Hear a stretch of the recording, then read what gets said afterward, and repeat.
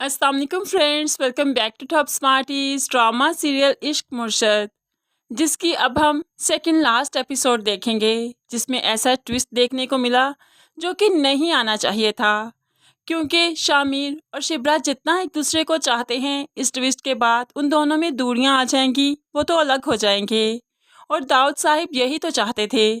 महरीन के साथ मिलकर जो चाल चली, आखिरकार वो अपने इरादों में कामयाब हो गए, उनकी चाल कामयाब हो गई।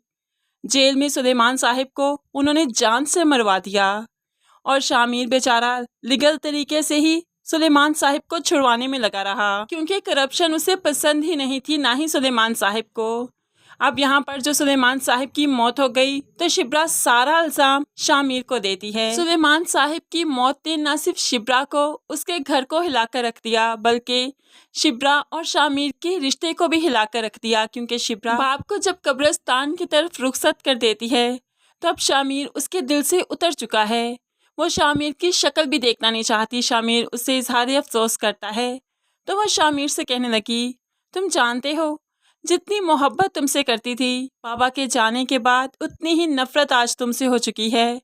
बहुत अच्छा होगा कि तुम कभी अब यहाँ मत आना, कभी मुझे अपनी शक्ल मत दिखाना। शामिर जानता है कि शिब्रा शदीद सदमे का शिकार है, इसलिए ये सब कुछ कह रही है, इसलिए वो शिब्रा को कुछ वक्त देना चाहता है। तभी तो यहाँ से जाने लगा तो रास्ते में उसे अब शिब्रा की माँ मिलती है। तो शिब्रा की माँ से भी इजहार अफसोस करता है तो माँ कहने लगी, मैं जानती हूँ बेटा, तुमने उन्हें छुड़वाने की कोशिश ज़रूर की होगी, लेकिन उनकी ज़िंदगी ही इतनी थी, इसलिए मैं तुम्हें किसी बात के लिए कसूरवार नहीं ठहराती।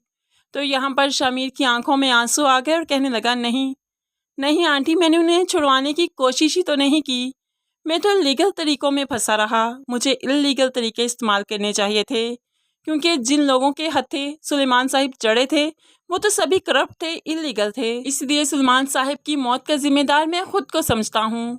जब मैं कुछ कर सकता था तो मैंने क्यों नहीं किया।